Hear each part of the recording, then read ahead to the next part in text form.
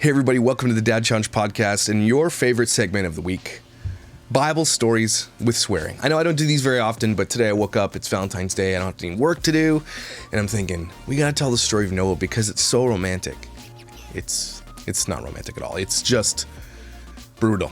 Actually, the story is brutal, and often it's like, we'll get to it in a second, but often it's crazy. Okay, but yeah, welcome to the show. I don't do these very often just because it takes a lot of time to do the research, read the Bible, and do these things, but I think it's important to my development as a post-Christian believer. A lot of people are asking, what does post-Christian mean? It just means I'm deconstructing my religion, not my faith. I still have an incredible faith in God, and I still believe I'm called to do the things I'm supposed to be doing. Well, not all of them, but as any human. But I do believe that a post-church renaissance is coming. The scales are falling off people's eyelids, and the church is actually crashing down harder than you think. Hillsong and Carl Lentz and all these pastors that are just falling from grace, and the fact that we put all these pastors on pedestals and made celebrities out of them, I think it's all coming to a head, and it kind of ties in really, really well with what happened in the book of Genesis with the story of Noah. So I really find it important part of my journey to be rereading the Bible in the way that I'm seeing it now, outside of the influence of any pastor, of anybody who just claims to be the arbiter for truth of the Bible. That's the one danger about church, that we've let the church become the arbiter for how we interpret the Bible without reading it ourselves and interpreting it ourselves. And I'm not saying that what I'm doing here is the interpretation either. I'm just showing you how I'm interpreting it while I read, and I encourage you to do the same thing. So it needs to be said though, people with, scenes of Noah in your kids' rooms and shit, stop. It was literally the most brutal time in the Bible, almost. Well, yeah, I'd say it's the most brutal thing that ever happened. One of the most brutal things. And you got other things that happened. But this was literally God killing everyone. Okay, so, the animals, giraffe and an elephant going up into the thing, that's not how it went down. And we're gonna break it down a little bit today. We're gonna go through the, my version of it after I'm reading it and kind of what happened. I got my notes over here, we'll get to it. Bible stories of swearing. If you want to support these videos, head to my Teespring, and there's shirts that say Bible stories of swearing. That's one way you can support, or buy me a coffee is another way to support these videos so I can keep doing them. I do enjoy them, but it does take a lot of time, and I think it's worth it. So, and I'm glad that those of you who are watching are liking it. So spread the word. It's pretty cool what we're doing here, and I think it's, it's good for Sunday mornings to you don't have to go to church anymore. Just don't go to church.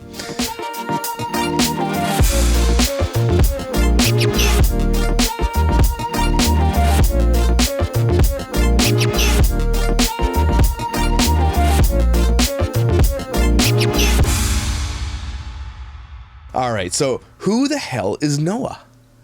You guys know him as the guy from the Bible, right? Everybody knows that. He's mentioned in Genesis 5:28 for the first time. He's the son of Lamech. And then it jumps over to chapter 32, and it says Noah's 500 years old. So we don't know much about Noah's first 500 years on earth, which is holy shit, right? That's a lot of years to be like, what did he do? Did he have an Etsy store? He was a banker? Did he have an Instagram account? What did he do for 500 years? Bible's just like, doesn't matter. So I guess it doesn't matter. One thing you need to know is that Noah is a good man. That's one thing you really need to know. Noah is also introduced as the father of Shem, Ham, and Japheth, whatever you want to say. And these names are set to be the most popular names for the next Instagram mommies for the next year. Really excited. Hey, Ham, let's go get some lunch. Who's going to name their kid Ham? Stop. Okay, Ham? No. Japheth, and Shem? So Genesis 6 is where shit hits the fan, okay? God is pissed.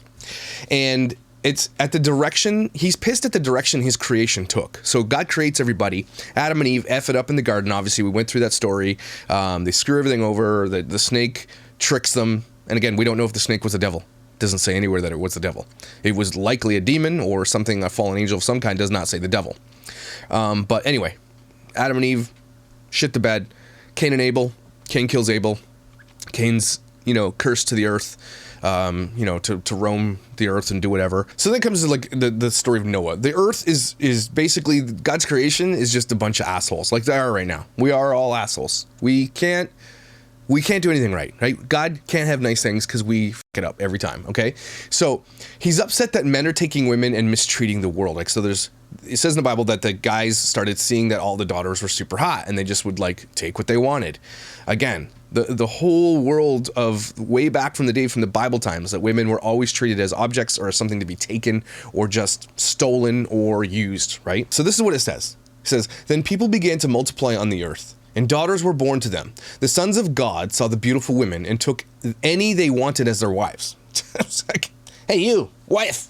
And that was it, right? There was no ceremonies. There was no shitty weddings with chalkboard signs. There was not like, come to my wedding and spend a whole bunch of money, like $50,000 on a stupid wedding no one wants to go to anyway. These dumbass weddings, the same pictures, get a photographer and a videographer, you have a dance, and people are, is it a free bar? It's not a free bar. I'm going to leave early kind of thing. It's nothing like that. It was just like you took the wife. That was your wife. But the Lord said, my spirit will not put up with humans for such a long time, for they are only mortal flesh. In the future, their normal lifespan will be no more than 120 years, right? And we proved that wrong because there's a couple of people who lived over 120 years, but they're one-offs. So then it goes on to say, the Lord observed the extent of human wickedness on earth, and he saw that everything they thought or imagined was consistently and totally evil. Think about this for a second. God knows what you're thinking, right? Everything they thought or imagined was consistently and totally evil. And so in our minds, everything, a lot of people don't realize this, and it sucks for a lot of people, but if sin in your mind, sin in your imagination, sin in your heart, it's the same.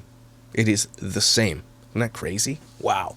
So the Lord was sorry he had ever made them. Imagine a being that we contribute God to being this omniscient, omnipotent, all-powerful, amazingness, perfect being. To me, this strikes me really weird. He says, so the Lord was sorry he had ever made them and put them on earth. To me, that line has always flown in the face of how perfect God is to me. How is a perfect person like God, or a perfect being or entity, or whoever we want to call him God, how perfect God is that he was sorry he did something, right? I don't think that means he made a mistake. I feel like he just felt like, shit, didn't go the way I thought because people are inherently evil, right? I don't know. That one really, really gets me. But he says, the Lord was sorry he had ever made them and put them on earth, and it broke his heart. So that's like so sad. It's like, I think the only way you can attribute this is as a person who has kids, right? Anybody who has kids or animals, whatever, think of something that you love so immeasurably that you can't even understand. You ever look at somebody that you love or an animal or whatever, and you're like, I can't believe how much I love that thing or that person or the Chick-fil-A or whatever it is, right? Doritos. And you see, and you know that immense feeling that you have had. A lot of people have had this. Everybody's had this to some degree. Okay, you look at your parents or something that you love so much, okay? Some inherent being. And imagine that love. Okay, so God loves us times 1 trillion more than we can ever imagine. So imagine his heart being broken. Imagine the magnitude of evil that had to exist where it broke his heart, okay? And the Lord said, I will wipe this human race I've created from the face of the earth. Yes, and I will destroy every living thing, all the people, the large animals, the small animals that scurry along the ground, and even the birds of the sky. I'm sorry I ever made them. And the fish are like, yes, yes. We made it. They're all high-fiving with their fins and shit. We made it. It's going to be a fish world. All the mermaids are like, yeah, we're good. So I don't know why the fish are surviving. Would they? I guess they're just silent. They don't say shit. They don't think anything. They don't have memories, whatever. But Noah found favor with the Lord, which is like a big deal, right? It's like, it's a big deal. Like the algorithm hits for Noah. He gets like 1 million subscribers in like 2 days. The world was in chaos because evil was introduced to the world, as always has been, and the world shits the bed, and we suck. That's what my notes say.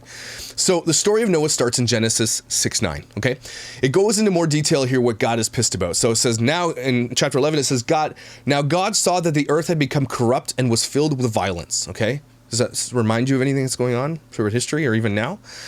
God observed all this corruption in the world, for everyone on earth was corrupt, every single person. Okay. So God said to Noah, except for Noah, can you imagine? Again, it doesn't say how many people are on earth. It's going to be in the thousands, likely, okay? Probably in the thousands. So imagine like a small town of people, but spread over, right? So it feels weird. Maybe I don't know. I could do some more research, but thousands, if not hundreds of thousands, okay? Because people are like living 500 years, right? At this time, Noah was 500 years old. His dad was like 700 or something. So we're talking thousands of years that have happened between the time that creation started and Noah gets here. So thousands of years, probably hundreds of thousands of people then. I don't know math. I cannot math. So whatever it is, it's a lot of people, right? God is pissed. So God said to Noah, I have decided to destroy all living creatures, for they have filled the earth with violence. Yes, I will wipe them all out along with the earth. Noah's like, why are you telling me? I mean, damn, Can you imagine Noah hearing that? Apparently he was visited by an angel named Uriah, or a being, or it doesn't really say. In the book of Enoch, chapter 10, 1-3, it talks about this. Enoch was removed from the Bible, but Enoch is still considered, I think, not canon, but definitely a scripture that we can look to, but not, I don't think it's inherent and holy. I don't know. Basically, God just visits Noah like he visits everybody through an angel or some being or through a voice. You can't see God, you would be dead. Okay, if you ever saw God, you would be dead. Like when Thanos snaps and people turn into dust, that's what probably happens, okay? But apparently Noah was the only man on earth who was righteous, right? Which is kind of a big deal because that means he had morals and values that nobody else had. Meaning inherently, without outside influence, he was a good person. He saw the negativity and sin and he didn't want any of that, which is like, Noah, props, bro. He's not perfect, but basically if you look at the word, what righteous means, it means it's just a good. It just means good. It doesn't mean perfect. No, there's no such thing as a perfect person. There never will be, except for Jesus, right? God and Jesus, that's it. Because we are born into sin. So as soon as you're born, you're not perfect. My kids were, but I don't know, just mine. So God has mercy and sees favor in Noah, and so decided not to kill everyone, but to use Noah's lineage to start over, which is like God's way of turning the world on and off again, like click. And then Noah kind of is going to be, the loins of the future. So everything that comes from Noah's loins and his wife's loins becomes the new world and his son. So his sons make it too, right? So God comes to Noah through whoever, I don't know how, they don't say, maybe texts him, I don't know. So God slides into Noah's DMs and says, build a big ass boat, okay? And I don't mean like a boat. I mean like a boat, okay? Like it's a boat. Imagine a boat. Then imagine that boat took steroids and worked out with The Rock for like 2 years straight and took so much roids. It was like, oh, gross. That's the boat I want. Okay, so take that boat and imagine that boat eats Krispy Kreme and like KFC for like 14 years, okay? And gets like huge. Big is beautiful. That's the boat I want you to build. This boat was huge, okay? The magnitude of this thing is insane. So it's roughly 450 feet long, 75 feet wide, 45 feet high. Basically, it's a cruise ship made of trees, okay? It's like, cut some trees down and make a cruise ship. And it's crazy how specific this part of the Bible is, and I've always asked this question. Like, of all the things that are left out, like the first 500 years of this guy's life, they kept in the size of the ship. Likely, and I asked this question in my notes, it says, if Moses wrote Genesis, and Moses came almost 1,000 years after Noah or something like that, how did Moses know? Something tells me, okay, but it never says this, that people likely saw this thing. This is not a ship that's going away. When this ship landed, and we'll get to that in a minute, it's not like it crashed and blew into oblivion. This shit is still there. So likely people are seeing it, and they're measuring it, and like it's going through the time, but 1,000 years or whatever time between Noah and Moses is a lot of time to remember those specific integers, right? Those specific, like that thing, right? So we all know that people can find things from thousands of years ago buried in the ground. So we're likely people have said they found the ark. I don't know if they have. People have rebuilt the ark in exact specifications so you can see what it looks like. There's a guy in the U.S. as a Bible Disney or something like that goes on about that. Anyway, very specific, and I thought weird, but whatever, right? I don't know why that was so inclusive, but nothing else was. So God tells him to load shit up with his kids and their wives. Noah also has a bunch of wives, I imagine. They don't say how many, but like that was just the way it was. It wasn't a sin back in the time to have 40 wives if you wanted. That was just kind of the way it was. It's not like it is now. You can have like 2 or 3 or whatever you guys have. I have like, I don't know. I have like 4, but it's just, I don't have that much money. So I just got to be careful, right, how to spend it. So I just don't have like, I don't know. I don't want to let down more than 4 people in my life. Okay. So 4 wives for me, that's it. Noah probably had like 40. And so he brings, his kids are allowed to come on, his wives are allowed to come on, everybody's allowed to come on. And imagine it took him like a few days to build the boat. Like he probably just like, hey, cut tons of trees. He's got to make it waterproof. So there's people who have tried to debunk that this couldn't have been built, but there's people who've like, it literally could have been built. It had everything you needed, pitch, tar, everything else to build these boats, the wood that you needed, there was enough to do what they needed to do. People were already building ships and stuff like that back in the day. And, so he took him probably a day or 2 to build it. And by a day, I mean like 75 years in some people's estimations. Okay. So God is patient. That's the one thing I kind of learned from this whole thing, that from the point he got pissed at the entire world to the point where he destroyed the entire world was likely close to 75 to 100 years. Like that's a lifetime or 2 lifetimes of people living now. So people think that their lifetime is the time this is going to happen. God could have been pissed in 1945. In 2045, this shit's done. I'm saying 100 years to God is nothing. It's a blink.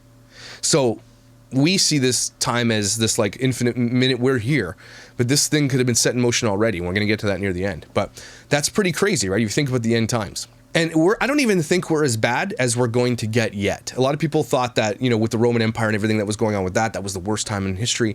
But if you think about now how we're so interconnected in so many ways and how badly we misuse the connectivity we have and how much more human trafficking there is, how much more slavery there is, and how bad that traffic and slavery is, and how bad we are sinfully, and how much we have distorted truth to what it used to be to what it is now, and that there is no inherent truth, and all this craziness that's going on.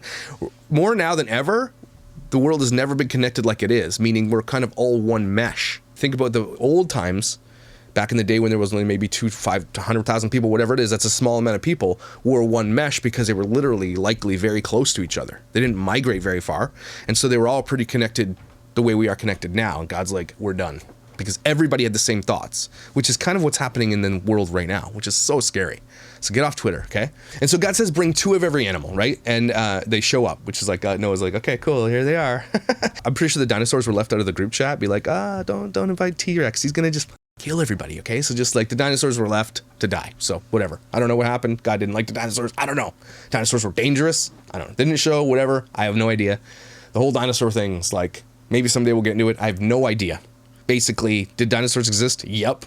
But when? I don't know.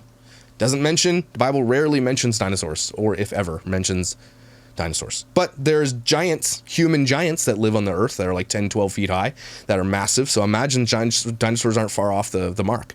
Likely dinosaurs were in another part of the world. I don't know. I don't know about dinosaurs. We'll look into it someday.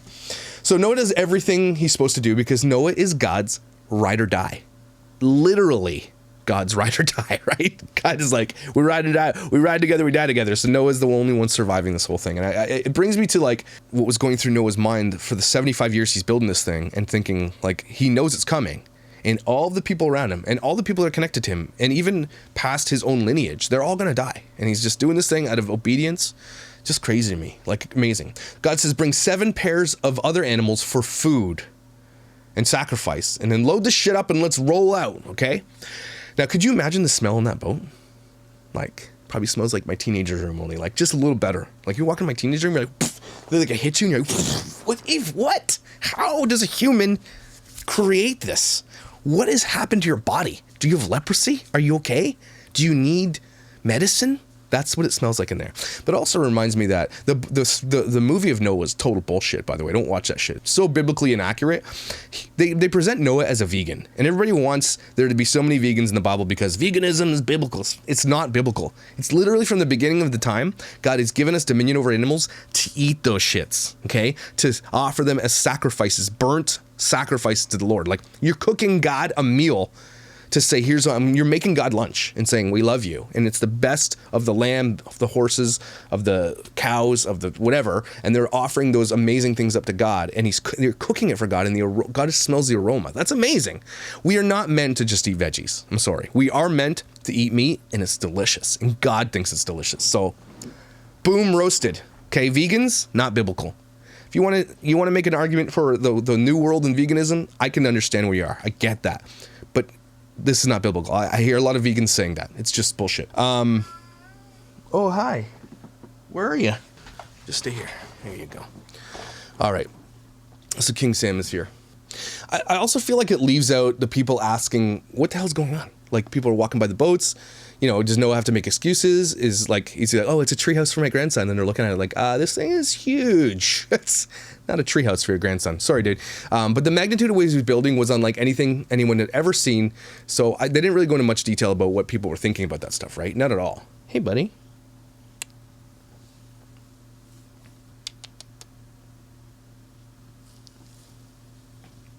You're a good boy, Sam. Okay. So here's the science of the flood, which I think has been proven true. I think it's based on scientific evidence as well as stories told throughout history of different worlds, like where people live differently all over the world, right? So I think if there's evidence of stories told from people all over the world, like a flood, there's always been, if you think about this for a second, okay, if you think about this, every like indigenous culture or whatever, okay, if not every, but I think there's a lot of indigenous cultures that have never been breached by Western culture or anything. And I think when they've been breached or when they've been reached out to or whatever, a lot of them have stories of a world flood without ever being introduced to the outside world. Like, this is something that's been all over time. I don't think anybody really argues that there was a flood, because a lot of people believe that's how the dinosaurs died, right? I honestly believe it's true. Like, I honestly believe what the Bible says, right? I do not believe that the Bible is inerrant is in the fact of like cultural time and what happened during the time the Bible was written, that it really translates into today's world, what we believe. But I do believe that the stories of the Bible are true.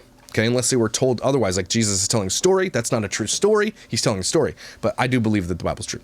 So, and I don't think I'm an idiot. I mean, I'm a little bit of an idiot. But, so according to the Bible, February 17th was the day shit hit the fan. Okay, right after Valentine's Day. Like, can you imagine being single on Valentine's Day, not getting, all your girls are getting flowers and chocolates and, you know, getting stuff, and then you don't get anything. You're just like, oh, I'm just going to watch Netflix and eat popcorn, you know, down with Valentine's Day. I get it. Valentine's Day is shit. And then the freaking flood happens and you die? Like, thanks. Bad timing. Okay? So, but it says the water came up from the ground. A lot of people believe that there was just 40 days and 40 nights of rain, which, you know, if it's God doing what he's going to do, he could have done whatever he wanted. He could have just made the world flood instantly if he wanted to. But the water came from the ground. Okay? And then it also came from the top. So, up. That's how it went. That's how it rose so fast. And so it rained for 40 days and 40 nights. Everybody knows that. That's a long time to be raining.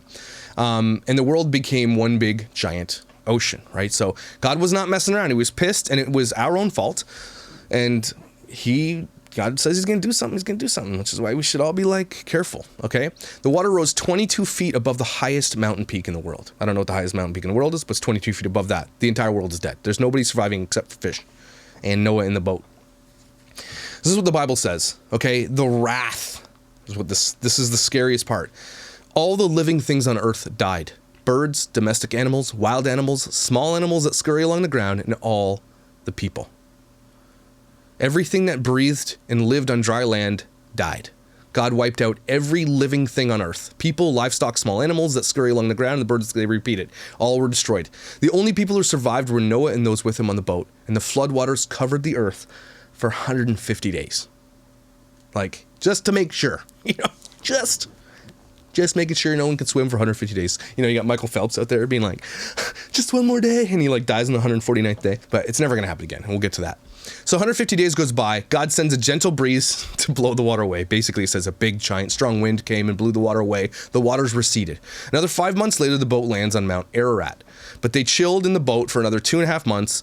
So even more time goes by, and he keeps sending birds out to see if they come back. They do come back. Finally sends out a dove who comes back with an olive, they say branch or leaf, and then sends the dove out the next, I think it's 7 days later, and then he never comes back. And Noah's like, we're there, we're good to go. Meaning he sent out birds to see if there's trees and shit. So it's not just a matter of like going down, you know, and there's ground. You got to make sure that there's you know, soil, trees, things are growing so you can get out safely, right? God says, okay, we're here, everybody out, and all the kids get out, and like, oh, thank God, it's Disney. They're all stretching, you know, yawning. You know, you smell like ass because you've been driving for like 300 days. And then Noah has to release the animals, and everybody start getting it on, please. God's like, start sexing. Let's do this. So Noah gets out, and he makes a sacrifice to God for saving him. This is what I talked about. God is pleased with the aroma, okay? Noah is not a vegan, everybody. Stop. He doesn't eat yogurt and granola. So Noah gets out, sacrifice to God for saving him and his family. God is pleased with the aroma, right? That's what I'm talking about. Probably smelled like McDonald's French fries, and God's like, that fries? You ever drive by McDonald's and you're hungry? You're like, fries? Oh my God, I love McDonald's French fries. So God was pleased with the aroma and the sacrifice and said to himself, not to Noah, I will never again curse the ground because of the human race, even though everything they think or imagine is bent toward evil from childhood. See? Crazy. I will never again destroy all living things. As long as the earth remains, there will be planting and harvest, cold and heat, summer and winter, day and night. And when he talks about winter, he means Canada, there will be mostly winter. Thanks God. So basically he said that to himself. He didn't say that to Noah, right? A lot of people think that God said he's never going to destroy the entire human race again. He said that there. But he's not going to do it in like this type of thing, right? In the end, there will be people who go to heaven and survive. And likely, I don't know what happened to those other people. It doesn't say they went to hell. It doesn't say that even hell exists at this point, okay? And this is another part of the movie that was stupid. So they made Noah a vegan, but here it proves that animals are delicious and we should eat them, be fruitful, and multiply. Fill the earth. all the wild animals of the earth, all the birds of the sky, all the small animals that scurry along the ground, and all the fish of the sea will look to you with fear and terror. I've placed them in your power. I have given them to you for food, just as I have given you grain and vegetables, bread and meat, okay, and veggies, if you like veggies. But you must never eat any meat that still has the lifeblood in it. I don't know if that means that the original animals that came off the boat, I don't know. It likely means those ones are like the lineage, keep them fresh. So God now sets some new ground rules. He lays out life for a life. Don't murder people or you're going to be murdered. God sends this rainbow. Okay, this is amazing. And he tells them, whenever you see this rainbow, you will be reminded of my covenant that I will never do this again. A lot of people say flood. He'll never do the flood again, which is true. But I think what God means when he talks to himself is that he will never again completely wipe out the human race, right? To this day, when people see rainbows, you cannot deny. You can't deny it. Your kids see it, you see it. It's such a rare and magical thing. People are still enthralled with seeing a rainbow. Whenever I see a rainbow, there's something that stirs in people. Whoa, that's a full rainbow all the way. Double rainbow all the way across the sky. Oh my God. Oh my God. Oh.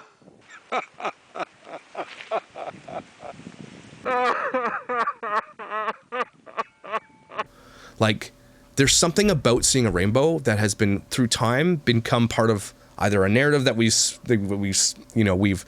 spent to our kid, that we've passed on to our kids, or whatever the case may be. But I think it's more powerful biblically than anything else. And God sent a rainbow to show us and remind us of this thing. I promise never to kill everybody. It's not like a beautiful thing. It's like, hey, I won't kill everybody again. Cool? We cool? That's what it is. So, okay, then it just kind of goes on to like, okay, we're here, and then some weird shit goes down, okay? So Noah gets hammered on his homemade toilet wine and is sleeping, naked in his tent. Ham sees his dad naked and then tells his brothers. His brothers grab a robe and they walk backward into the tent, place it over them so they don't see him naked. Here's where it's just weird, and you have to kind of dig elsewhere to find out what happened. Noah finds out and curses Ham's son, Canaan. What did Canaan do? I don't know what he did. So the Bible doesn't, I don't know why the Bible doesn't go into detail about why this and why it was even there, if they're not going to give you any details about what happened. So after some cursory, half-assed internet research, a lot of biblical scholars think Ham did some naughty things to his dad, okay? And that Noah knew when he woke up that those things had happened to him. But it's not in the Bible, so I have no idea. Canaan is screwed. His whole lineage now is cursed by Noah, and this is where class privilege and privilege actually exists. Biblical people are actually privileged and are born into the inherent wealth or royalty or the lineage that they're born into from biblical times. People's blood lineage is a thing. Family curses are a thing, okay? I honestly believe that my family was cursed up until the point I'm the one who became a believer in my family. The only one. Stopped kind of at me. Okay, I do believe that curse stopped with me. I had a family curse, and I'm not saying this to be oh yeah, I'm a Capricorn or whatever you call it. Nothing like that. I do believe in biblical family lineage curses. Curses are a real thing and can be broken. Not like a witch's curse, but literally a biblical curse on an entire lineage of a family. Canaan's family was cursed, his whole lineage. So likely I came from that. But there's a point where you have to you can stop the curse that has been happening with your family by believing and repenting or whatever the case may be. And I believe that I stopped that curse because it was just everybody in my family was taking the same route. Everybody's dead, dying, cancer, whatever the case may be, or cursed to poverty, cursed to being bullied, cursed to bad decisions, bad people in our lives, just craziness. And I do believe that stopped with me, and I do believe that. And some people will argue with me, but I do believe that's biblical. So, whatever. So I don't know what happened there. So then it says he blessed his other sons, and then he dies at 950 years old. So, dude's old. The issue with the story of Noah is that's not really a story of Noah. Okay, yeah, Noah's the guy that got saved because he was a good guy. There's a story about being good, and that good can overcome a lot of things, right? So through the story, though the story of Noah is often told in many ways, in the end it's about a guy who was a good person, right? So that's it. It's more about the wrath of God and how angry he can be and how we see him as this infinite grace, this infinite extension of love and grace when it's not true. God has a limit, right? Where he says, no more of this. If every single person is evil on earth, I'm done. Now, there's still a semblance of people on this earth I do believe that are good and holy, but that's quickly diminishing. right? As the church becomes less of a relevant thing because the church has ruined it. The church, and I don't even think it's like the rest of it could be liberal media and that type of culture where it's anti-religious. I do get it could be part of that. It's also religious culture though that has perpetuated this lie of religiosity. That's a bullshit lie. And people fomenting the idea that you need to go to a church and need to listen to a pastor and need to do and follow these rules and not be gay and not do this and not do this. That's relatively new. That's relatively something that's been like, okay, what? And now it's kind of reversing back to the original way it was supposed to be, which was a personal relationship with Jesus when he died on the cross, right? So that's something that's said here, is that there's this new transformation, or even if it is a transformation, it's still going to be dropping off heavily a lot of people who believe something old that doesn't really mean faith whatsoever. A real faith is somebody who loves Jesus and who does the things he's supposed to do or she's supposed to do because Jesus told us to do that thing, which was love. That's it. I know I keep coming back to this thing. In order to get to heaven, all you need to do is believe in Jesus and who he said he was, the resurrection and what he said he was. And all you need to do outside of that, you don't even need to do these things, is love. Love is the only commandment you have. And the fact that the church for the last, let's just take my time in the church since I'm 12 years old, okay? That's 28 years that I've been in church, okay? From those points forward, I've never really seen a lot of love for outside people except for the people inside the church. I have seen some. Don't get me wrong. I've seen some amazing stories of love and generosity and some things that even happened to me. Of course, I have seen that. But as a whole, the church has literally shit the bed for the rest of the world like it wasn't supposed to. It was literally a country club, an inside clique for those who believed to be with us. Oh, you're with us? You believe with us? You're in. If you weren't, you're out. That's scary. Okay, so. And it's where people like me grew up in church thinking that they get this idea that God is an angry tyrant who kills people, right? And it's true.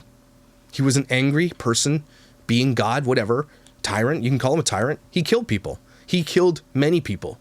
But he lives outside of the laws of physics, sin, everything, time. It doesn't, when God kills someone, it's because, and that's it. There's no morality. He lives outside of it. And we can never understand it. That's all I can understand is that he lives outside of the thing that he created. And if he sees fit to do something, that's it. He does not live in the same rules that we live in. God did not want us to love him forcibly. He didn't want to force us to love him and be, just robots who loved him. He wanted it to be real. And that speaks more volumes about him than it does of us. In the world we live in now, it feels like to a lot of believers that everything is going south really quickly. Okay, now I've talked about this at the beginning of the video. And throughout time, people have wondered when the next end of times is happening. Extinction. But we know that God promised us through the rainbow, an extinction won't happen. Okay, it's not going to be like that. My belief, and I'm likely wrong about this, a lot of scholars might ratio me for this, but new heaven and new earth is going to be on earth, right? So the new heaven is going to be the new earth. It's not like again, I've said this last video, we're not going to be like rising up into the clouds, driving around and, Care Bear cloud cards and eating food and living in mansions. It's going to be here, okay? It's going to be on earth. There's going to be I think, if I'm right about this, and I'm probably wrong, 1,000 years of war, okay? The Antichrist is going to rise up, okay? It's going to be 1,000 years of war.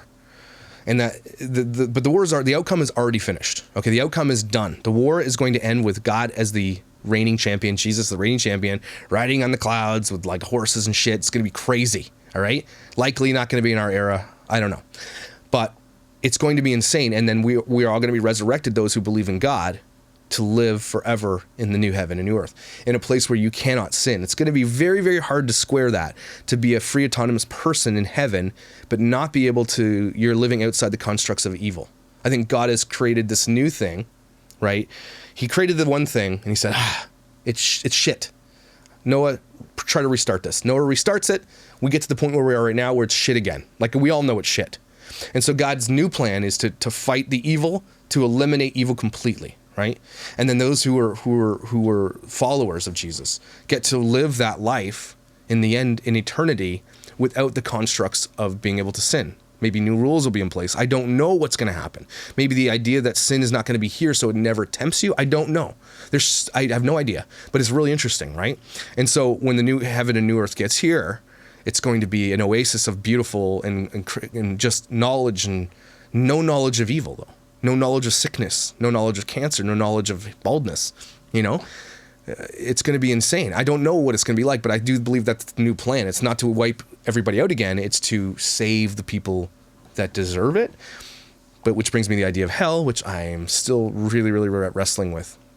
Because I used to think, well, how does a God of infinite grace and understanding send people to hell or allow people to go to hell? But as we hear here, God is not a God of infinite grace. He is a God of like unconditional love, right? He loves you no matter what, repent and all that. And so that, at first I always think, okay, God's infinite grace, but he's not, because he wouldn't have killed all the people he killed if he did so. So infinite grace, if there was infinite grace, then I could believe that there was no hell. I know I'm getting into a little bit of theological thing in my brain. That's where my brain's going right now, so bear with me. But there is not infinite grace. And so there's not infinite grace. There's got to be a punishment or something of the kind, which I'm still wrestling with. And that punishment might not necessarily mean a lake of fire for eternity burning without being thirsty and watching Micah videos for the rest of your life for eternity. The eternity might be eternity away from God, which means that you are literally non-existent still. I'd still believe that that could be a thing where you just become nothing, where it's nothing. I don't believe God would ever send his creation to a life of eternal, think about the word eternal, because we don't grasp it, of eternal hellfire and damnation and pain. A person who, I know that there are people out here who hate people, and nobody would ever wish that. I don't know where I heard this. If you could hold one man over the pit of hell, that man will change the entire world for God. Now, that's not biblical, but I don't think that a place exists that God would ever have a place like that for any of his creation whatsoever. I'm still not, I can't figure it. I cannot square it. A lot of people will label me heretic for saying that. Whatever. It's not to get away with sin or whatever it is. It's not to justify being a sinner. But I can't believe it yet. I'm still not there. But I am at the place where I do know that God is not infinitely graceful. Does not have infinite grace for anybody.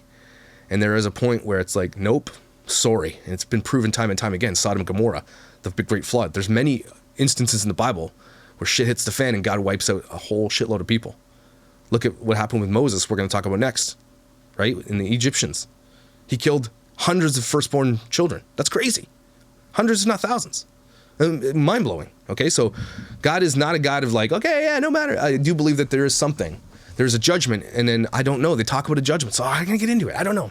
It's this story is less about Noah again. It's more about these questions that keep coming up about what happens when the grace runs out. So the end times are gonna come at the hands of God. It's not gonna be like this, right? You're not gonna just drown and you're good. It's gonna be way worse. Okay, 1,000 years of war after an Antichrist. It's going to be insane. It's going to be very divided. The whole world is going to be at war. Demons, angels, Jesus. It's going to be like epic proportions of insanity. Likely a lot of us will be dead by then. But sucks to be those. So there. Anyway. So whatever you believe, whatever you believe though, I know that sounded like a bunch of hellfire and brimstone and shit like that. But whatever you believe, know that we are here for a reason. God saved us for a reason. He had a change of heart. God said, I'm wiping everybody out. Well, wait, look, there is some goodness in this guy. Maybe his lineage will help that to be good. And, I do believe that there's some amazing things that have happened. But I feel like such a weird question that always pops in my mind is like, what's the point of having a creation that just perpetually has to not sin in order to get the thing in the end? Like, what was the point of us being here in the end? When he saved us all by saving Noah, was the point to say, it's really weird because if you believe what the Bible says, it says that Christians are here to create other disciples, to bring other people to Jesus, to save the whole world. But at that point, why did he just let it go there? Why didn't he just let it be there? I have that question, and it's something that's never been answered for me, that why perpetuate it when God knows what's going to happen, right? In the end, he ultimately knows. And everybody knows that God set in motion who Jesus was going to be, where and when and what happened before time existed. So again, things that are going to be outside of our purview until we get to heaven. Man, God and I are going to have some chats and be like, God, really? And then he's going to say that, I'm like, oh, yeah, yes. It's going to be such a simple concept. He'd be like, okay, thanks. And then there's Chick-fil-A over there. I'm going to go to Chick-fil-A. So no matter whatever you believe, know that we're here for a reason. You are built to love God and people. That's what we are here for. Regardless, God wants you to be a being of love, someone who serves and is served. Okay, someone who gives freely and is given to. God wants us to be a creation that is connected, not divided, and that was the initial thing. That's why he created Eve, right? We're connected, not divided. And as soon as that first sin hit and then Cain killed Abel, the division happened. The balance is way out of whack, and throughout time it feels like our advancement has only been served to pull us from God. So our advancement in technology and connection has only served to pull us apart from God, not served us to bring us closer. A lot of people will say, well, church can go online, but people get lazy and they don't do the thing, right? I'm not saying this is not an excuse to go to church. It's an excuse to stop listening to all that stuff and start getting intimately involved Your faith and your salvation and everything that's happening to you when it comes to God is on you, not anybody else. People who leave the church and say, I hate God now, they're dumb. Okay? It's not the church's fault that you don't hate God. That's on you and always will be. Don't ever let a church define your faith in God. A church does get it wrong, and the church will be judged, and those leaders will be judged for that. The church is not responsible for your faith, even though a lot of people believe that. But that's the church doing that too, so everybody's in the wrong. So likely the end is nigh, which is okay with me, I'll be happy to get to the new heaven. Maybe someday we'll dissect the different theories of what will happen. Now, there's a lot of theories because there are many takes on what will happen. A lot of people think you're just going to be swept up, you're going to be disappeared, right? And then you're just going to be with God. And then those who are on earth are going to have a second chance to repent and be like, okay, I do believe, because everybody disappeared. There's that. There's going to be, are we going to be here for 1,000 years of war? Is everybody just going to be here until they die? There's some insane theories of what's going to happen, and some crazy, like, foretold stories that are going to happen, right? The Antichrist is one thing. Everybody thought Trump was the Antichrist. Trump could never be the Antichrist. You know why Trump could be the Antichrist? Because regardless of what you think about him, he might not be pro-Jesus, but the Antichrist would never be someone who's pro-life, okay? Even if he's not, and his policies are. Trump could have never been the Antichrist. The Antichrist is going to be somebody who everybody loves. He's going to be the ultimate trickster, the one that people are like, yes, everybody loves him or her, right? They're going to rise up as the one that everybody trusts and loves, because they have to be able to bridge the gap and the divide bipartisanly so that everybody comes to the table and gets effed. So be careful. Be careful. Don't ever confuse who the Antichrist is going to be. But there's one thing that's always remained true through this whole story, though, about Noah. He was righteous. Like, he was a righteous bro. Like, Bill and Ted's. He was righteous. So, meaning he was good. God found favor in someone who was good and righteous. That's a big deal, right? Finding favor with God is like, yep, that's what you want, okay? And don't get it twisted with these, like, evangelical pastors like Joel Osteen, okay? And all these people who are like, I found favor, so I'm rich. That's not what it means. Being in favor of God doesn't mean you're rich, wealthy, and have airplanes and shit like that, and have white teeth and are fake. Being in favor of God means that you are, like, literally connected in a way you've never been connected to something. It's a holiness, and at times in my life, I've been this way. I've been connected like that. I wouldn't say I'm connected like that right now. I wouldn't consider myself holy at this point or righteous at all. I do believe I'm battling with my faith right now. I do believe in God wholeheartedly, but I do believe that I'm coming up on something that's going to be that again for me, that feeling you get, that intimacy, right? Important. That is not to say that if you're a good person, that's all you need though, right? A lot of people say, well, I'm a good person, I'm gonna go to heaven. No, it sucks. And that's such a crappy lesson to teach people who want to be good. You're like, no, it's not. So like, well, why would I be good then? I'm gonna go do all the things, right? But it's meant to be a lesson for those who follow God should always be this type of person. Not that if you are good, you get to heaven, but those who follow God should be good, right? It's more of a lesson of like, if you know who God is, you know what he's done, you believe in him, why aren't you good? Why are the people who are sometimes creating some of the most severe atrocities of our moral atrocities anyway in our world Christians, right? Because they're held to a higher standard. Carl Lentz, pastors from all these churches who are falling right now, there's so much SA going on in churches and so many people coming forward now with all these things that, not just Catholics churches, like evangelical Christian churches, right? We are called, if you're a believer, to be good, right? Everybody on earth is called to be good inherently. Even if you don't believe in the Bible, those who believe in the Bible believe that's what everybody's supposed to be doing. Be good, be righteous. But specifically those who follow God should be good and righteous. And we're not. We all fall short, big time. There are a lot of, there are a lot of amazing good Christians out there that I know who are so good, so amazingly good. And, and you can see, there's something you can see in someone who is righteous, who is good, and you know they are, right? Because they don't have to tell you, first of all. You sense it, you feel it, you know it by knowing who they are. They don't ever tell you. It's just something you sense. And everybody knows someone like that. Everybody has someone like that in their life and you know it. It's really cool. So I'm seeing a major shift in holiness and what people have done to pervert God's message in his church. And mark my words, people, and it's happening right now. Shit is going down. Everyone head to Utah, okay? Move to Utah, because the Mormons are ready with all the canned goods and shit like that. So the end is just, it's the perversion of the church right now is at its peak. COVID has only served to expose it. And that was something, am I saying God brought COVID on the world? I don't think so, but I think God will always take advantage of something that God will always come out more holy and more glorified in the end. If COVID is exposing churches for their shittiness, that is a good thing. Big time, something is happening right now. The Great Awakening is happening. You guys know that. Sorry, this turned into like a weird, shitty thing. Sorry. Genesis continues. Not that much more fun. Let's see what else is left, but pretty sure I'm going to get into Moses next because that's a really, really, really interesting story with a lot of insane questions about why God did what he did, because the one thing we're going to know, the one thing we're going to touch on that's going to be really hard, and I've never been able to answer this in my life. Why did God harden Pharaoh's heart? If you don't know what that is, stay tuned. Next Bible Stories of Swearing, which could be any time. I don't know. But stay tuned. It's going to be crazy, because that story is one of the most unanswered questions in my life about who God was and why he did what he did. And has he done that to me? And if so, why? So, shit. Know that you are valuable, okay? And inherently, the things that you do are good. And don't ever be dissuaded from doing good things, even if you don't believe any of this stuff, okay? Being good is still really important. But please don't get it twisted that this means that you're spiritual or whatever that means, because you don't want anybody to ever be confused by that. But always be good. In the end, if you ever have questions about these types of things, research it yourself. Stop listening to other people. It's right there for you to grab. The Bible is a historical document with a lot of value, okay? A lot of weird shit went on there too. But there are some good lessons to be taken from there. And if you take the one lesson you're supposed to take from the Bible, love. Be loved, show love, exhibit love. That's it. Imagine we did that one thing. It's just world peace. Just saying. But we can't, because we're assholes. So I do hope that you have an incredible Sunday. I hope that the game is on or something or whatever in America.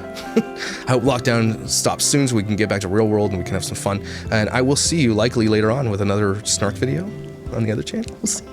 I love you guys. Have an incredible day. Thank you for liking my grandpa sweater, as my wife calls it. See ya.